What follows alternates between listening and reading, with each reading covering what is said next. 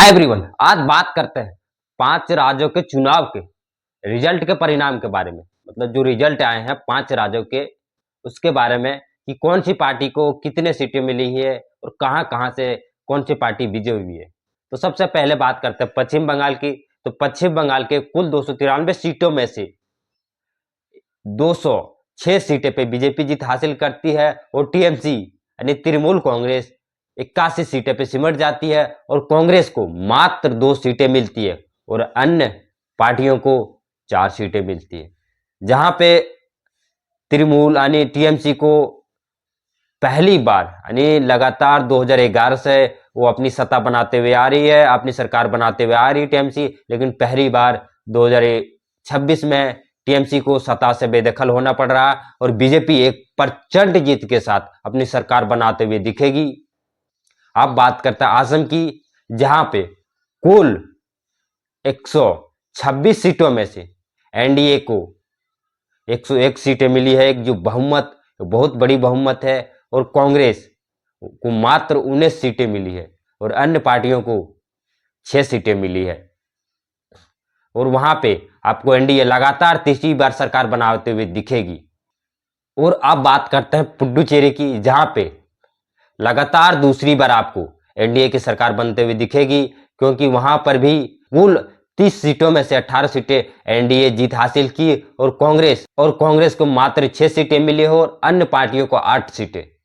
वहां पर भी लगातार दूसरी बार आपको एनडीए सरकार बनाते हुए दिखेगी। बात करते हैं तमिलनाडु की, जहां पर राजनीतिक में पहली बार यानी किसी पार्टी ने फर्स्ट टाइम राजनीति में आया हो और अपनी पार्टी बनाई हो और पहली बार एक प्रचंड जीत के साथ मुख्यमंत्री बन रही हो। वहां पर पहली बार टीवी के नाम की एक पार्टी बनाती है विजय थालापति और पहली बार राजनीतिक में आता है। उससे पहले वो अभिनेता होता है, एक्टर होता है, लेकिन पहली बार राजनीतिक में आता है, राजनीतिक में एक भूकाल मचाता है और पहली बार एक प्रचंड जीत हासिल करता है।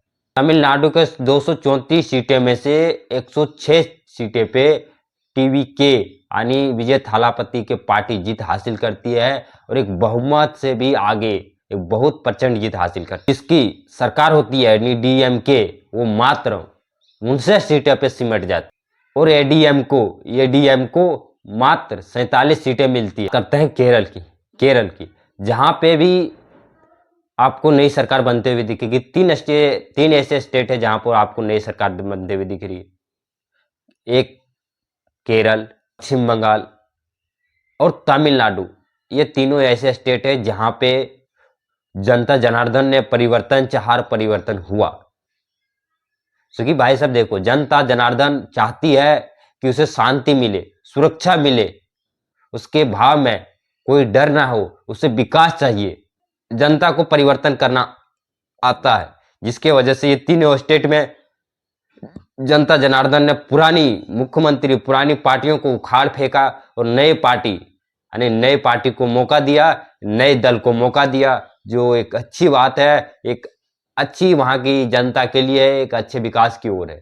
केरल की बात करी जाए तो कुल 140 सीटों में से यूडीएफ को 99 से 102 सीटें मिलते हुए दिख रही है और एलडीएफ को 35 से 41 सीटें पे सिमटते हुए दिखेगी और बीजेपी को मात्र 3 सीटें मिलते हुए दिख रही है।